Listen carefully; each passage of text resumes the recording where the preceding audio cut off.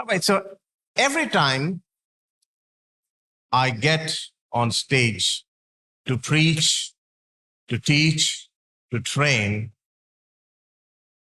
the evening before, I start getting a little anxious.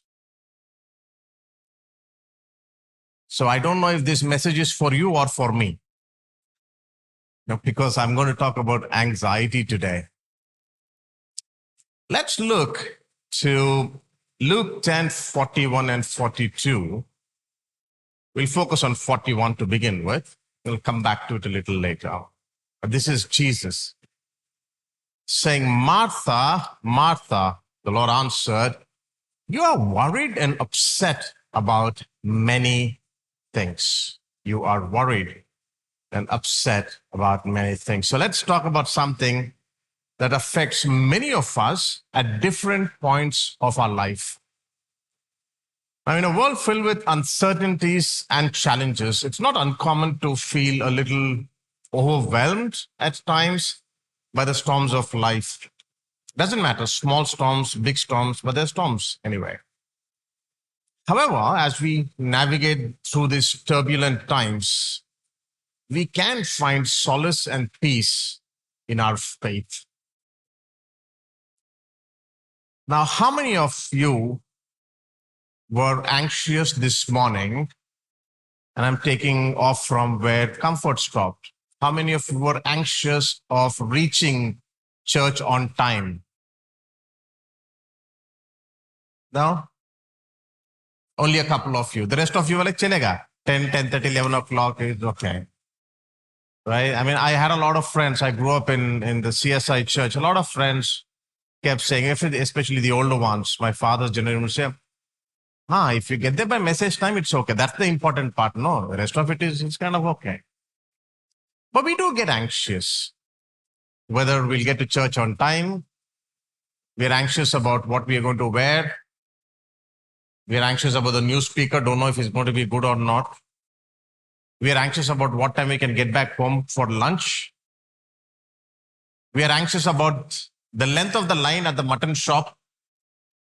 What if it is too long, then my lunch will get delayed. No, anxiety is not a bad thing. It is a part and parcel of our lives. We are anxious every day. So why are we focusing on it? Like many other things in life, sometimes anxiety gets out of hand. And instead of we managing anxiety, anxiety starts managing our life, telling us what to do, where to go. And this is where it starts getting a little too much for us. Now, God gave us the capacity for fear to protect us. Fear is the source of anxiety. I'm afraid I might not pass the exam. I'm afraid I might lose my job. Fear is a good thing when it prepares us for what now commonly is known as the flight or fight response. Do I run away from this situation because it's too big for me to handle? Or do I stay back and fight this? The fear that God has given, the capacity for fear that God has given us is the source of this. Now, sometimes our mind confuses the reality with the possibility and the probability. How many of you would be afraid if you're walking through the KBR park and you saw a tiger? All of us. Okay, only 4 of us. The rest of you are very brave. Right? The Lord is on your side. Now that's a reality. This thing is there, standing in front of you. But what if it was in the middle of the night and somebody told you, I heard there is a tiger around here. Now you're perceiving the probability that there could be a danger to your life. But your body and your mind really can't differentiate. So you start responding to that situation as if it were a reality, almost a reality. And that's where things start getting tricky for us. Now, fear can then, in this kind of circumstances, explode into uncontrollable dread and panic. Some people's lives are disrupted by fear and anxiety. They're gripped by this. Their worries about the fears about future uncertainties can become so overpowering that normal everyday functioning is badly impaired. If you are experiencing that today, maybe yesterday, or on a regular basis, then there's a good possibility you are struggling with some kind of an anxiety disorder. Don't worry, it's not a disease, just a disorder, something that you can regain control of. Now, you're not alone. There are about 16.5 million adults, 16.5 adults for every 1,000 in India who struggle with this. Now, this has significantly, very significantly gone up post-COVID. Across all age groups, students, parents, old people, regular guys, medical professionals, everybody's anxieties have gone up. And this is evidenced by the numbers that I have at my therapy center. People coming with anxiety suddenly shot up in the last 4 years. For us to overcome anxiety, we have to first understand it. Now, anxiety, like I said earlier, is a natural human emotion, which when it becomes overwhelming and persistent, can take a toll on our mental, emotional, and physical health. It's crucial to differentiate between what is regular worry and anxiety and what is the debilitating part of it. If we go by definitions, there is this psychologist, Hans Selye, who says it's a non-specific response of the body to the demand placed on it to adapt to a particular situation or thing. Here's where it gets interesting. He says whether the demand produces pleasure or pain. If you're not very good at driving a car or riding a motorbike, you might be anxious that you'll bump into somebody and kill somebody, that you'll hurt somebody. Now, this is pain that we're talking about. But if you're getting married next week, you're still anxious. It's a good thing. It's a happy thing. But you're still anxious because there are 1,000 details that you have to pay attention to. So the demand can be good, bad, positive, negative, pain, or pleasure. But the impact and the effect it has on your mind and body is still the same. Anxiety. Now, the state of anxiety, the second definition is per Richard Lazarus, who says the state of anxiety is produced when events and responsibilities exceed one's coping abilities. So in any situation, we're asking ourselves these two questions. Is this situation a threat to me? Is this going to hurt me in any manner? Is this going to hurt me or my loved ones in any manner at all? If the answer is no, you have nothing to worry about. But let's say the answer is yes, somebody is going to get hurt. Me, my loved one, my husband, spouse, child, whoever. The second question we ask ourselves is, do I have the resources to cope with this threat, to cope with this situation? Again, if the answer is yes, then you say, oh, I'm okay.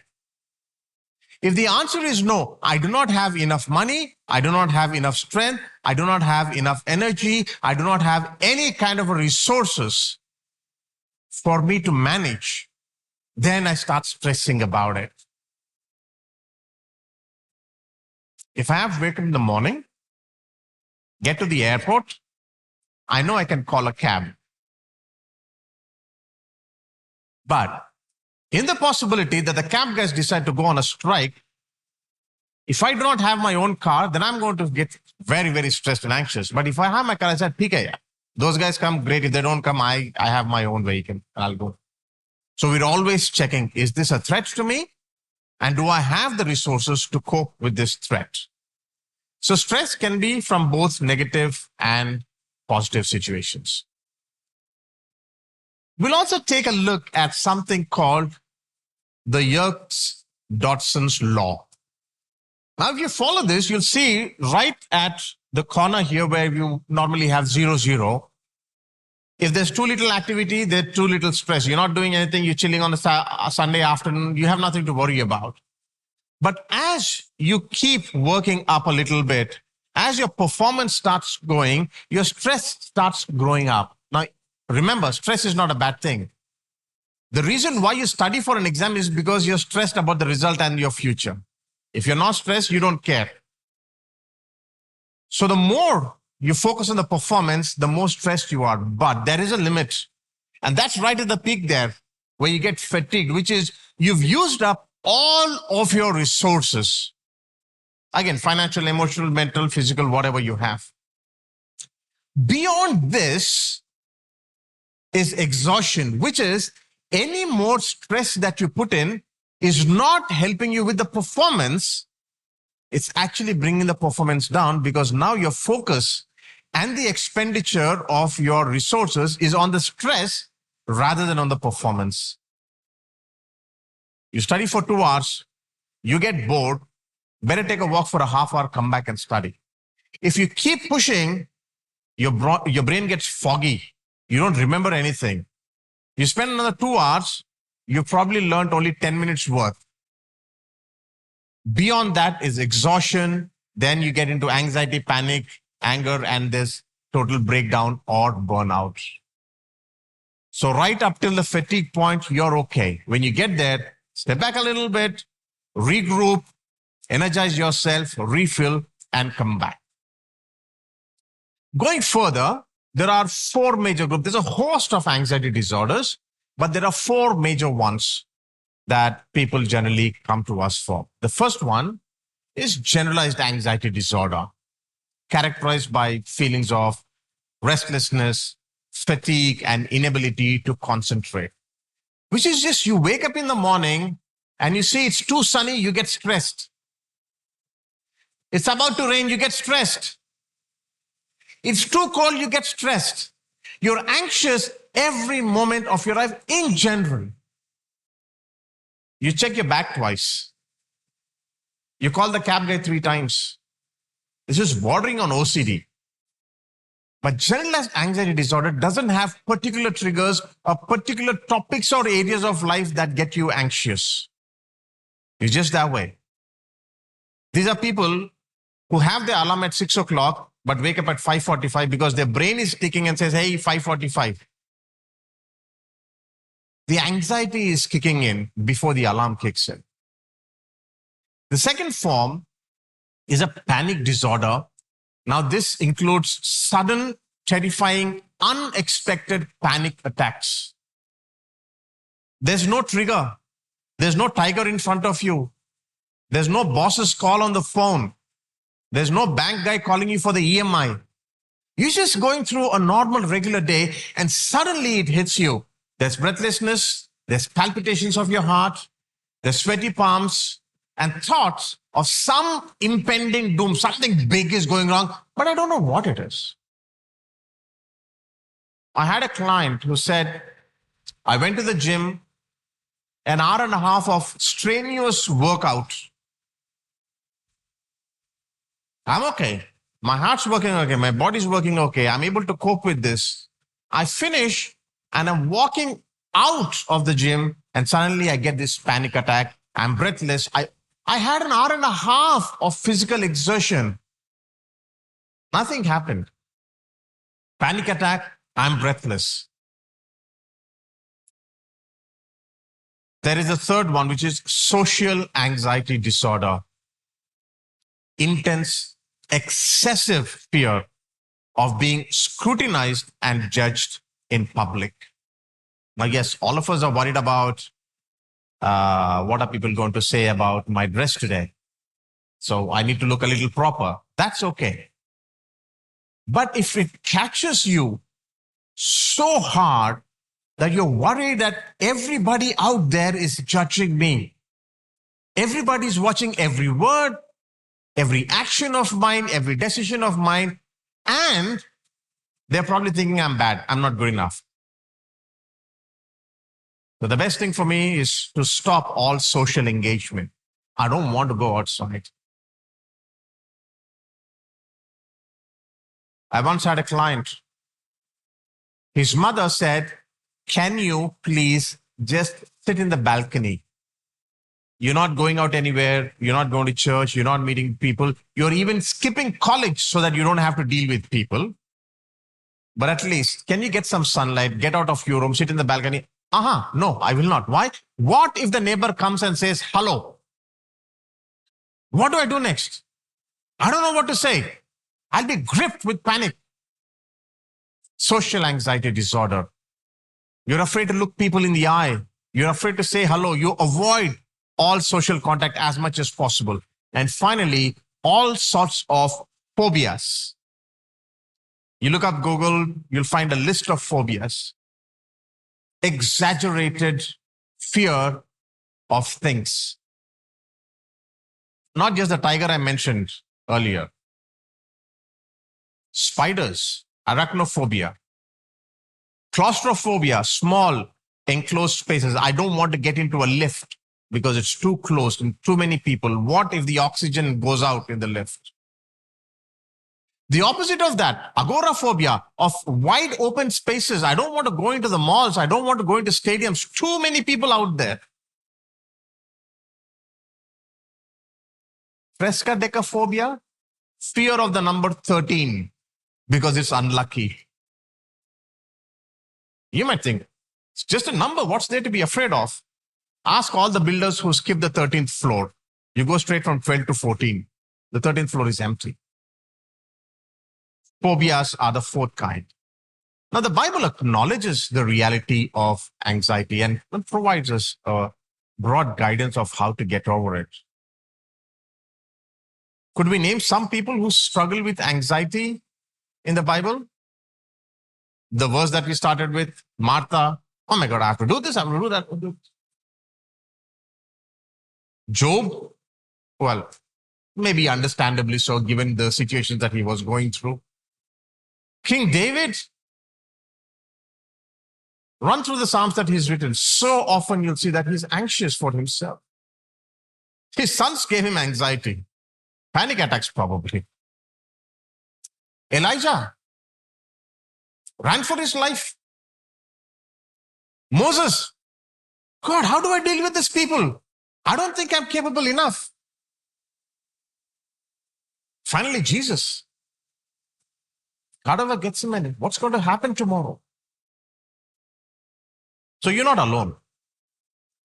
Christians can be anxious, but they don't need to stay anxious. And we get into that part in just a bit. So in the Gospel of Matthew, Jesus is addressing the issue of anxiety, chapter 6, verses 25 to 34. He encourages us to not worry about our lives and reminding us of God's providence. In verse 34, he says, therefore, do not worry about tomorrow, for tomorrow will worry about itself. Each day has enough trouble of its own. You don't have to borrow from tomorrow. In fact, this powerful teaching reminds us to focus on the present moment, trusting that God is in control of the past, present, and the future. Which also brings us to a practical aspect of anxiety. If you pay attention, if you haven't realized this before, we can only be anxious about tomorrow, about the next hour, about the next minute. You can't be anxious about the past because it's done. There's nothing you can do about it. You know the result. If the past is causing you anxiety, that's because you're wondering what the result of that will be tomorrow. But our anxiety is always about the future. So if I'm anxious today, I am borrowing my worry from tomorrow to today and living it. Philippians 4, 6, and 7 was quoted just a little ago. It very simply says, do not be anxious about anything. If you met the writer, you would say, boss, easy for you to say. How can you say, don't be anxious? Did you see my salary slip? Come live with my mother-in-law, you will know what anxiety is. What do you mean, don't be anxious about anything? But if you go further down, it says, in every situation by prayer and petition with thanksgiving. I'm anxious about something. What do you mean thanksgiving? Where is thanksgiving coming from? It is asking us to focus on something that we do. I've had students who come and say, I failed my exam. My life is doomed. You take one instance, one little area of your life that you seem not to have control of, and you think my entire life is gone down the drain. We generalize it, but that's not what life is. One area of your life is causing a little trouble. The whole lot of things that you can still be thankful for. Focus on them. The New Age guys now call it mindfulness. Pay attention to all the blessings in your life, everything that is going right, instead of being anxious about what might not go right. Let's look at a few things that we can do. I have 5 points here. How to overcome anxiety through the Christian faith. Number one, trust in God's sovereignty. Acknowledge that God is in control, assuming that you gave him control. If you're still trying to run your life and expect God to work, you're not. Right? He keeps telling you, you do whatever you want. You obviously haven't given control to him. Acknowledge that he is in control. And if you've given it to him, that he will fill us with hope. We often keep going back to Jeremiah 29:11, right? God says, I know the plans I have. And he says, plans to prosper you. Sometimes we get anxious about that. What if he doesn't prosper me? What if God forgets me? What if he gets busy with other people? God doesn't do that. Embrace the truth that nothing happens outside his knowledge and his control once we give it to him. Secondly, pray and surrender. Engage in heartful prayers with all your weaknesses, vulnerabilities, all your past attempts that have not yielded results, and say, God, this is what I tried and failed. Now here I am giving it to you. Could you help me with this? And let his peace in, the peace that surpasses your understanding, because you don't know how God is going to work. He's going to work. My last 2 job changes happened under these circumstances. When I decided to move from the corporate to ministry 12 years ago, I went and told my boss. I went and spoke to a counselor. I went and spoke to a Christian leader who said, yeah, maybe we have an opening for you. He said, maybe we have an opening for you. I had a conversation. I went and resigned. A month later, I got a call saying, hey, we have an interview set up. So, interview? I thought I had the job. I resigned already. What do you mean interview now? What if I fail the interview? 7 years ago, when I quit my last organization, I gave 3 months notice. I didn't have a job in hand. My offer letter came at 10:30 in the morning on the last day of my job. You give it into God's hands. He's going to take care of it. You still need to do what you need to do, but trust God in it. Third one, meditate on the scripture. Find comfort and strength in the promises and wisdom found in the Bible. If God has done all those things for all those people through the ages of the Bible, he can do it for you today and for your children tomorrow. The more you dwell on God's truth, the less space anxiety has for you. Fourthly, Look to the community for support. Your life group, your cell group, the church here, friends and family. Look to them, share with them your needs. Let them know what your anxiety is about. Let them pray for you. Let them share their experiences with you, encouraging you. Maybe one or two times, they might even be having the answer for your anxiety. Trust God when you lean on community. We were made to be interpersonal, interdependent beings. Finally, please seek professional help. When anxiety starts to get beyond your control, especially when you start having anxiety or panic attacks without a trigger, then you know the issue is much deeper, right? You're just walking down the road and suddenly you're gripped by panic or anxiety, which means this thing that is troubling you is gone so far into your subconscious that it's just working there. And you don't even know what anxiety is caused by. Call up a counselor, call up a therapist, go figure out what's causing your anxiety and how you can get over it. Cognitive behavioral therapy is the gold standard for dealing anxiety and depression. Let's go back to where we left. Luke 10:41. Let's go to the next verse, 42. Starting from 41, Martha, Martha, the Lord answered, you're worried and upset about many things, but few things are needed. Or indeed, only one. And Mary has chosen what is better, and it will never be taken away from her.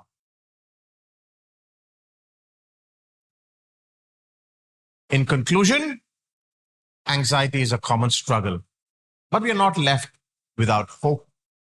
Through faith, prayer, and deep trust in God's sovereignty, we can find peace.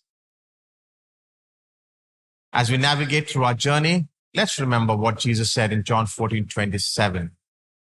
Peace I leave with you, my peace I give to you. I do not give you as the world gives. Do not let your hearts be troubled, neither be afraid. What did Mary choose? She chose the kingdom of God.